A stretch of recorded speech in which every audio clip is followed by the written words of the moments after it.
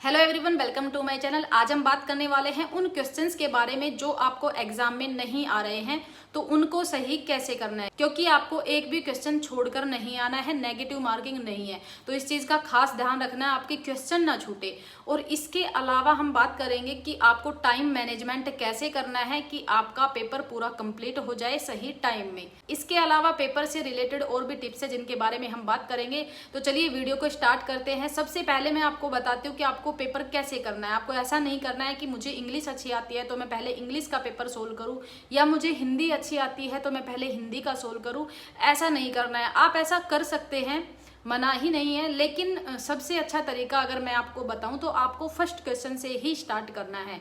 और जो क्वेश्चन आपको आ रहे हैं, देखते ही आपको लग रहा है कि हाँ ये क्वेश्चन मुझे आता है, मुझे इसका राइट आंसर पता है, वो क्वेश्चन आप करते चले जाइए। और आप 150 क्वेश्चन तक का एक राउंड लगा लीजिए उन क्वेश्चंस का, सिर्फ जो आपको आते हैं। उसके बाद आपको क्या करना है, आपको सेकंड राउंड लगाना है ना।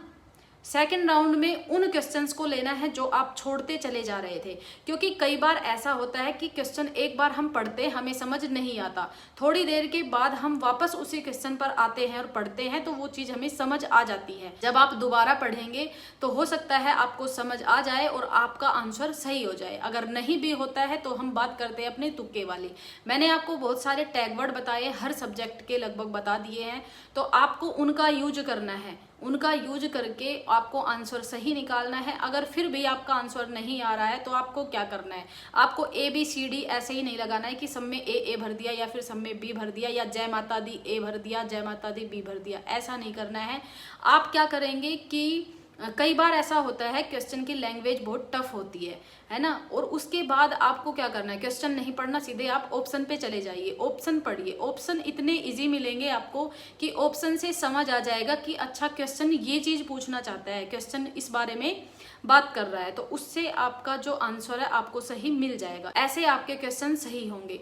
इसके बाद जो आप सेकंड राउंड लगाने वाले हैं उसमें आपको क्वेश्चन छोड़ने नहीं है, क्योंकि आपको थर्ड राउंड लगाने का टाइम नहीं मिलेगा। सेकंड राउंड में ही आपको सारे क्वेश्चन करते जाना है।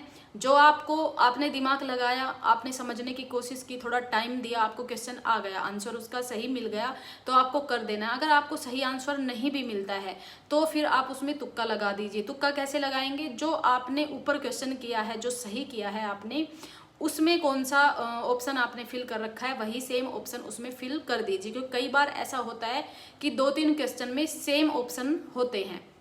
उसके बाद आपको करते चले जाना है। और एक चीज का खास ध्यान रखना है, फर्स्ट राउंड में भी सेकंड में भी, जब भी आप क्वेश्चन का आंसर करो कि आपको पता चल जाए हाँ ये आंसर है, उसके बाद तुरंत ही उसका गोला फिल कर दो। ऐसा नहीं करना कि पहले 50 क्वेश्चन कर लिए, टिक लगा लिया, उसके बाद आप गोले भर रहे हैं। तो ऐसे लास्ट में क्या होता है, टाइम आपके पास बचता नहीं है और आपने जो सही भी टिक लगा रखे थे उनके गोले भी भरने रह जाते हैं और आपका नंबर ऑटोमेटिक ही कम हो जाते हैं। तो ऐसा आपको बिल्कुल नहीं करना है। आपको साथ साथ ही गोले फिल करने हैं, उससे आपकी टेंशन भी उनके साथ साथ ही खत्म होती चली जाएगी। आप ये सोचेंगे कि हाँ इतने मैंने कर लिए हैं और गोले भी फिल कर दिए हैं तो इतने नंबर तो मेरे पक्के हैं, तो आपको टेंशन खत्म होती नजर आएगी। तो ये चीज आपको करनी है। इससे फायदा क्या होगा कि लास्ट में अगर मान लो आपने ये राउंड नहीं लगाए और आप पहले से ही करते आ रहे हैं, जो आ रहे हैं वो भी और जो नहीं आ रहे उन पर भी टाइम लगा कर उनको सही करते आ रहे हैं, या सही नहीं हो रहे तो फिर लास्ट में तुक्का लगा रहे हैं, ऐसा आप कर रहे हैं और टाइम आपका हो गया खत्म। उसके बाद आपको